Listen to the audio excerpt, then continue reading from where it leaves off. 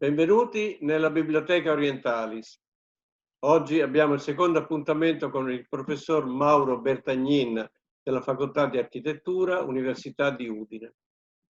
La scorsa volta ci ha spiegato il quadro di riferimento teorico della didattica della costruzione, ma in pratica come funziona?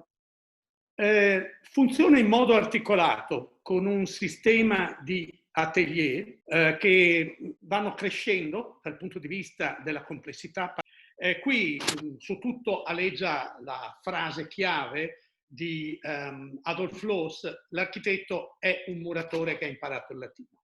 I miei ragazzi cerco di appunto educarli a partire dal manuale di architettura di Vitruvio, che devono imparare soprattutto il secondo capitolo, e poi partiamo con una serie di esercitazioni sempre più complesse. Il primo è l'atelier 9 mattoni, dove si parte dalla piccola scala, dei piccoli mattoni in legno in scala, con i quali i ragazzi devono comporre un primo esercizio che si è un po' perso nelle facoltà di architettura, e apparteneva alla tradizione, cioè quella della plastica. Loro devono con 9 mattoni comporre un oggetto, uno spazio costruito. Questo è il primo degli atelier.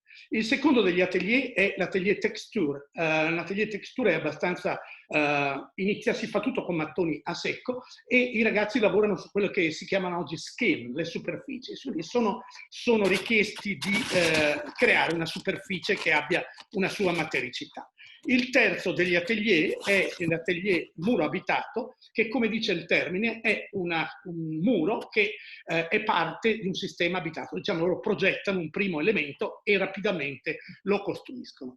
Poi da questo si affiancano a questo quello di cui abbiamo già visto l'altra volta, cioè gli atelier archi, gli atelier volte e l'atelier cupole. L'altra volta abbiamo visto la volta nubiana. Ecco, questo è il framework. I giovani allievi architetti vengono chiamati a addestrarsi a una creatività, perché come diceva il genio di Enrico Mattei, il genio creativo sa distinguere, vedere cose nuove dove gli altri non le vedono, e quindi vengono chiamati sempre a livelli di complessità più crescenti. Ecco, questa sostanzialmente sono gli esercizi che i ragazzi vengono chiamati a fare progressivamente. Mi sembra interessante la struttura in atelier tematici, che ho notato il muro abitato, in cui vi è una specie di introduzione già al progetto di architettura. Sì, il progetto di architettura aleggia evidentemente, non sono esercizi staccati da quello che poi faranno a composizione architettonica, storia, eccetera, ma tutto comincia a gemmare all'interno di queste esperienze sempre crescenti, quindi sono dei livelli di complessità sempre crescenti, e appunto provare, capire e costruire cominciano a diventare fatti organici. Il giovane viene chiamato a confrontarsi con veramente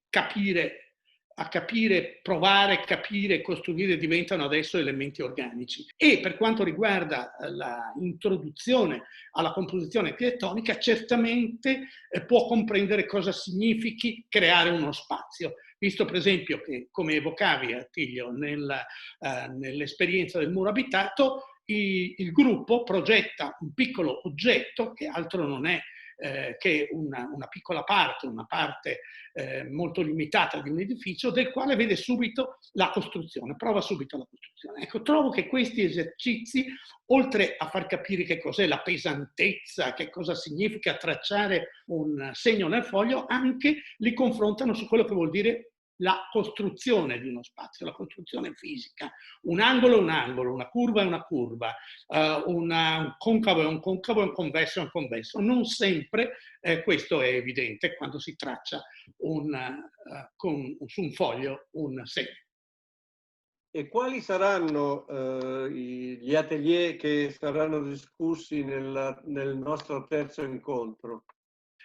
Nel nostro terzo incontro, visto che siamo nella temporalità in cui ci confrontiamo, nel quale ci confrontiamo con i problemi del distanziamento sociale, del Covid e quant'altro, anche forzatamente la mia didattica sarà quest'anno limitata, ma punterò su uno di quelli che è stato depresso negli anni scorsi, che è l'atelier Folding Architecture Origami e Kirigami, che quest'anno invece avrà un nuovo peso perché appunto permetterà delle esperienze a distanza, pur educando i giovani a provare, capire e costruire.